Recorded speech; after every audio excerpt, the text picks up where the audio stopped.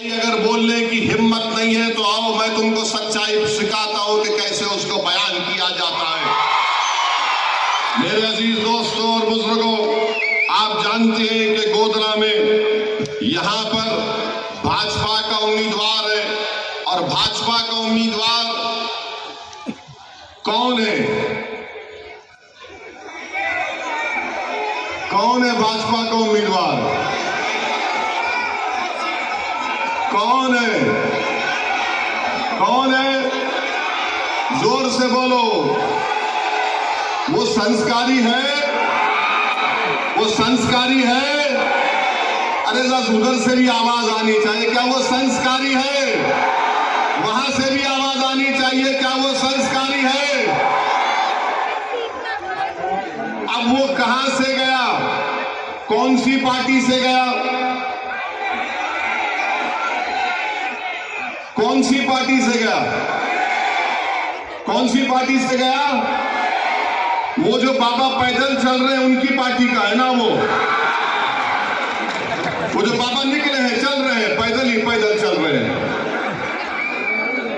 वो बाबा की पार्टी से निकलकर ये बड़े बाबा की पार्टी में चला गया। अब आप बताइए, कांग्रेस इस पर कुछ नहीं बोलती, ना भाजपा कुछ बोलती है। मैं आपसे अपील करने आया हूं कि यहां पर गोधरा में क्यों नहीं नरेंद्र मोदी खुद आकर गोधरा में ये फाटक को क्यों नहीं खोल देते, रेलवे ब्रिज की। मोदी जी आइए ना, मैं साथ में ठहरता हूं आपके। मोदी जी कहते हैं कि विकास के नाम पर हम वोट ले रहे हैं। मोदी जी कभी गोधरा की भी तो फिक्र करिए। कब तक मोदी जी गोधरा की आवाम को तकलीफ पहुंचाएंगे? यहां पर अंडरग्राउंड रेलवे अंडर ब्रिज नहीं खोला जाता, यहां पर अंडरग्राउंड ड्रेनेज का पानी उसको निकालने का इंतजाम नहीं किया जाता। अरे शहर की फाटक तो खोलो मोदी जी, आपका दिल अगर बड़ा है तो खोलो गोधरा की शहर की फाटक को। इस पर कोई जवाब नहीं देंगे। विकास के नाम पर आप कहते हैं कि हमने बहुत किया, मगर मेरे अजीज दोस्तों और बुजुर्गों, यही जो आज भाजपा का कैंडिडेट है उसने क्या किया? जहां जहां अल्पसंख्यक समाज के इलाके हैं वहां पर कोई डेवलपमेंट का काम नहीं होता।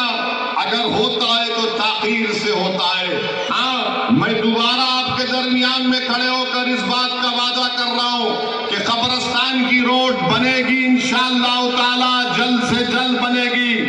और ये लोग जो रोकने की कोशिश कर रहे हैं उनसे भी कह रहे हैं कि भाई साहब बाज आ जाओ, वरना मुझे यहाँ पर आकर ठहर कर गोधरा में धरना देकर काम कराना पड़ेगा। तो फिर जिम्मेदारी तुम्हारी होगी, मेरी नहीं होगी। मैं हनीफ को बोल चुका, हाजी हनीफ को। और फिर गोधरा शहर के कई रास्ते 2 साल से मंजूर हो गए मगर अभी भी नहीं शुरू किए जाते। मोदी जी ये कौन सा विकास है आपका? और फिर गोधरा के बल्दिया के सफाई के कामदारों की 6 महीने की तनख्वाह बाकी है। प्रधानमंत्री जी, क्या ये स्वच्छ भारत है? देश के प्रधानमंत्री के जो सफाई कर रहे हैं उनको तनख्वाह नहीं, तो आपने कौन सा गुजरात बनाया? प्रधानमंत्री बोलते कि मैंने गुजरात बनाया। और आप जानते हैं कि गोधरा की बल्दिया में भाजपा, गुजरात में भाजपा, दिल्ली में भाजपा, उसके बावजूद भी यहां पर काम नहीं होता। तो कोई विकास गोधरा में इसलिए नहीं होता क्योंकि नफरत करते हैं गोधरा में रहने वालों से, नफरत करते हैं। कांग्रेस बोलती है कि ओवैसी की वजह से। मैं कांग्रेसियों को बोलना चाह रहा हूं कि नफरत की बुनियाद पर गोधरा में नाइंसाफी की जा रही है। इसलिए नफरत की जा रही है कि यहां पर अल्पसंख्यक समाज के मुसलमान रहते हैं, यहां पर दलित और आदिवासी रहते हैं, इसलिए भाजपा नफरत करती है। मेरे अजीज दोस्तों और बुजुर्गों, आप ये भी जानते हैं कि मैंने आपके सामने ये भी कहा कि प्रधानमंत्री ने कहा नल से जल,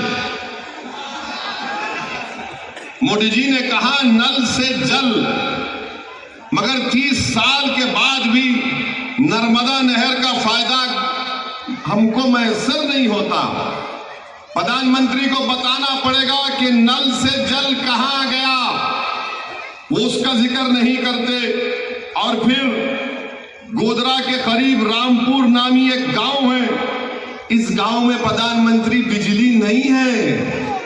27 साल से बिजली नहीं आई, 27 साल से भाजपा सत्ता में है, इख्तिदार पर है, और इसके बावजूद भी बीजेपी लंबी लंबी गुफ्तगू। प्रिंस यादव का भी तो नाम बोलो। अरे कितनी नफरत दिखाओगे तुम। एक महिला पर, एक खातून पर जुल्म होता है, इसलिए होता है कि मर्दों में जो बीमारी है औरतों पर जुल्म करने की, इसीलिए औरतों पर जुल्म करते हैं। आप उनकी बीमारी को ठीक करो। औरत पर जुल्म जो करते हैं उनको अगर मजहब का चश्मा लगाकर देखा जाएगा तो ये बड़ी नाइंसाफी होगी।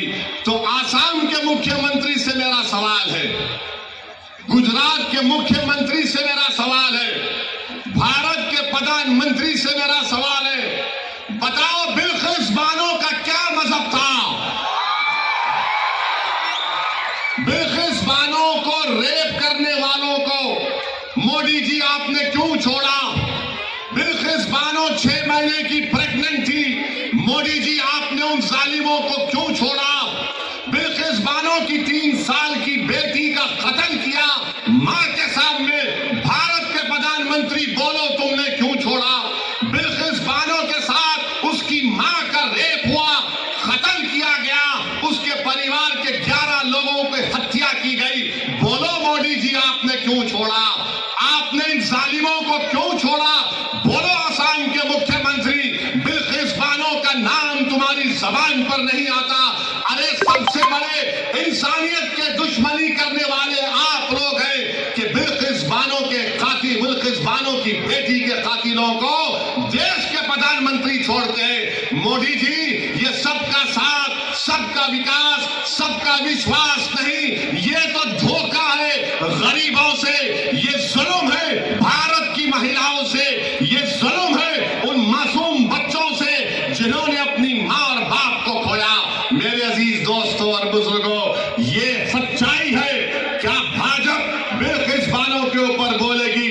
नहीं बोलेगी। और आज जो गोधरा से भाजपा का उम्मीदवार है, वो बिल्किस बानो के रेप करने वालों को मैं आपके सामने कह रहा हूं, तस्वीर की दुनिया में लेकर जा रहा हूं। थोड़ी देर के लिए सोचो कि बिल्किस तुम्हारी बहन थी, बिल्किस तुम्हारी बेटी थी, बिल्किस तुम्हारी रिश्तेदार थी, बिल्किस तुम्हारी भतीजी या भांजी थी, 6 महीने की प्रेग्नेंट थी, उसका रेप किए, 3 साल की बेटी का कत्ल किए, उसकी मां का रेप किए, और अगर कोई जुल्म करके उसको छोड़ देता है तो आपके दिल पर क्या गुजरती है? आप सोचो मेरे अजीज दोस्तों और बुजुर्गों, क्या गुजरती होगी आप पर, मुझ पर?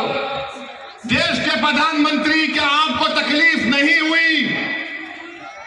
आप तो गुजरात के मुख्यमंत्री थे जब बिल्किस बानो से यह हुआ था।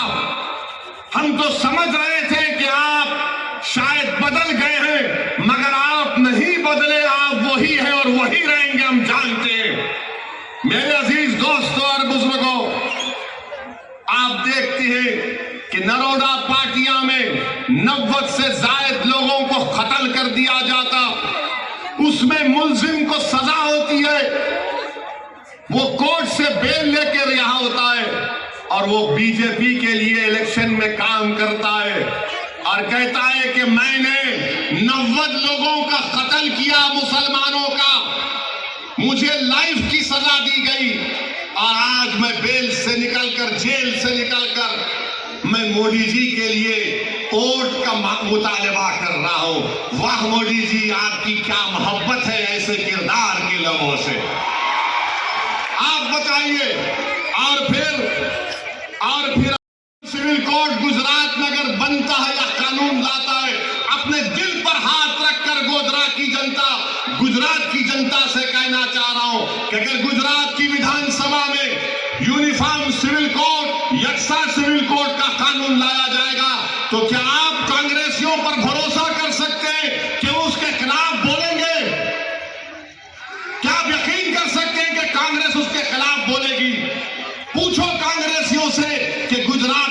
यक्सा सिविल कोड के ऊपर तुम्हारा क्या राय है? तो कुछ नहीं बोलेंगे, कुछ नहीं बोलेंगे।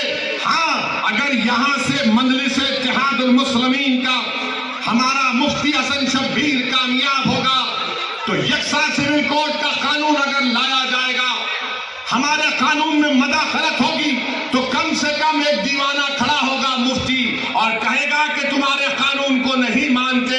जिस तरह मेरा एमपी ओवैसी पार्लियामेंट में CAA के कानून को फाड़ दिया, मैं इस कानून को फाड़ता हूं, UCC के कानून को। नारे तकबीर, नारे तकबीर। ये कहां से आ रही आवाज? इतना बड़ा हम पुकार रहे हैं, बोल रहे हैं पीछे से। यूनिफॉर्म सिविल कोड का कानून, कांग्रेस कुछ नहीं बोलेगी, कुछ नहीं बोलेगी। आपको सोचना है, आपको फैसला लेना है मेरे अजीज दोस्तों और बुजुर्गों। मेरी आपसे रहा करो। मेरे लोगों ने कहा कि ओवैसी साहब अगर अनस को मिलेगा, अनस आंधी साहब को, इस्माइल साहब को, तो आप कैंडिडेट नहीं देना। बावजूद इसके कि मैं कांग्रेस से सख्त नफरत करता हूं, बावजूद इसके कि कांग्रेस जिम्मेदार है बाबरी मस्जिद की शहादत की, बावजूद इसके कि कांग्रेस जिम्मेदार है 69 के फसाद की। अरे अगर आज इस देश में दलित, आदिवासी, मुसलमान कस्बा पुरसी की आलम में, तो सबसे बड़ी जिम्मेदारी कांग्रेस पर आयद होती है। मगर आपने कहा था कि ठहरिए ठहरिए, रुके रहिए। अनस साहब कोशिश कर रहे, इस्माइल साहब कोशिश कर रहे। मैं अनस साहब को, इस्माइल साहब को खुलकर कह रहा हूं, आप आओ इस प्लेटफॉर्म पर, मैं आपको मेरे कंधे पर बिठाने तैयार हूं।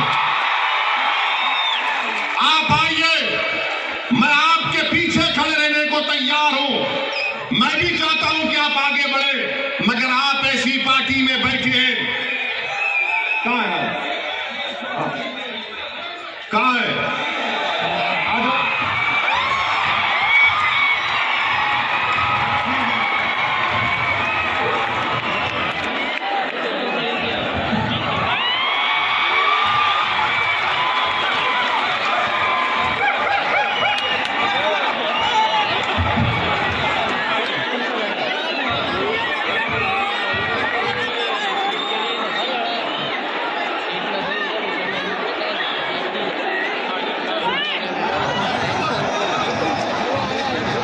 मेरे अजीज दोस्तों और बुजुर्गों, मैं तो जानता भी नहीं इनको।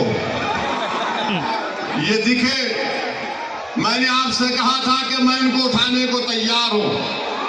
मैं अपने आप को उठाना नहीं चाहता हूं, मैं आपको आसमानों पर देखना चाहता हूं। आप लीडर बनो, आप कायद बनो, मुकद्दर के फैसले आप करो। कब तक अखियार हमारे मुकद्दर का फैसला करेंगे? कब तक जिनका हमसे कोई ताल्लुक नहीं है वो हमारे जिंदगियों का फैसला करेंगे? मेरे अजीज दोस्तों, मेरी इज्जतदार मां और बहनों, कब तक हम कांग्रेस के पास जाकर भीख मांगेंगे कि हमको लीडर बनाओ? अरे आप आओ, ये आपकी पार्टी है। मजलिस आपके ख्वाबों को पूरा करेगी, मजलिस आपसे इंसाफ के लिए लड़ना चाहती है। इसीलिए मेरे अजीज दोस्तों और बुजुर्गों, हम आपसे अपील कर रहे हैं कि अपने वोट का सही इस्तेमाल करो। हाँ, कांग्रेस है दिल्ली। मैं हमारे भाई अनस साहब का, इस्माइल साहब का वेलकम करता हूं। मैं इनके जज्बे को सलाम करता हूं कि वो, अब आप देखिए, इस्माइल भाई नीचे थे, हमने ऊपर उठा लिया। अब आप इनको और अपनी दुआओं से और मोहब्बतों से नवाजिए। बहुत बहुत शुक्रिया, आप तमाम का बेहद शुक्रिया। पतंग के निशान पर बटन दबाइए, अपने इत्तेहाद का सबूत दीजिए, अपने सियासी शऊर का सबूत दीजिए। अस्सलाम वालेकुम व रहमतुल्लाहि व बरकातुहू। चलिए चलिए चलिए चलिए। अच्छा, हमको बोल रहे हैं कि पतंग ले रहा हूं। चलिए पूरे